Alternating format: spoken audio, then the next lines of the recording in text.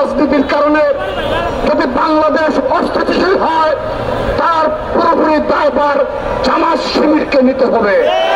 আমরা ক্যাম্পাসে দেখেছি বিগত 5 আগস্ট পরবর্তী বাস্তবতায় ছাত্রদল তারা খুব বড় ধরনের কোন অনাকাঙ্ক্ষিত ঘটনা ঘটেনি।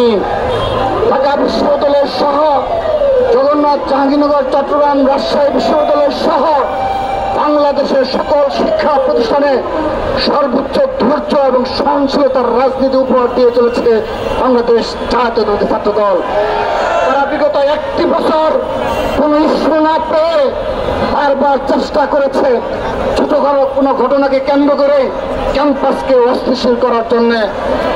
আপনারা লক্ষ্য করে দেখবেন এই মিটফুট হাসপাতালে যে অনাকাঙ্ক্ষিত ঘটনা ঘটেছে তার প্রতিবাদে গুপ্ত সংগঠন ইসলামী ছাত্র শিবির ঢাকা বিশ্ববিদ্যালয় সহ কোন ক্যাম্পাসে তারা মিছিল করেনি।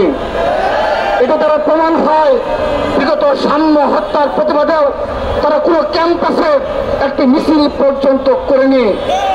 পারভেজ হত্যার প্রতিবাদেও বাংলাদেশের কোন ক্যাম্পাসে একটি মিছিল পর্যন্ত তারা করেনি।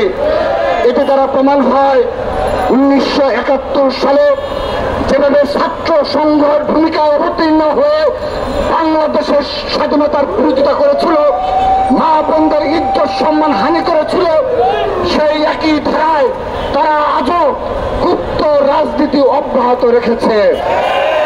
এই গুপ্ত রাজনীতি অব্যাহত দরুন যখন বাংলাদেশ অস্থিতিশীল হবে, যদি তারা সেই বাংলাদেশের সাধারণ তরুণ শিক্ষার্থীদের একটি অংশকে বিভ্রান্ত করতে সক্ষম হয়, বাংলাদেশ অস্থিতিশীল হয়, ইতিহাসে যখন এর বিচার হবে, ইতিহাসে যারা মততন্ত্র কায়েম করেছে তাদের যখন বিচারের দাঁড়করণ হবে, তখন দেখবেন এই ইসলামী ছাত্র শিবির বলবে আমাদের সে জায়গায় কোনো কমিটি ছিল না, এবং সেই জন্য তারা গুপ্ত অবস্থায় থেকে সকল অপকর্মের দায় তারা সাধারণ শিক্ষার্থীদের উপর চাপিয়ে দিতে চায়।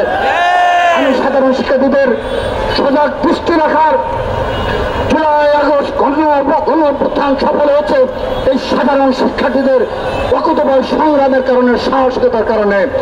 সাধারণ শিক্ষার্থীদের অকুতোভয় সাহসিকতায় বাংলাদেশ স্বাধীন হয়েছে ছাত্র জনতার অকুতোভয় চিত্তে লড়াই সংগ্রামের কারণে।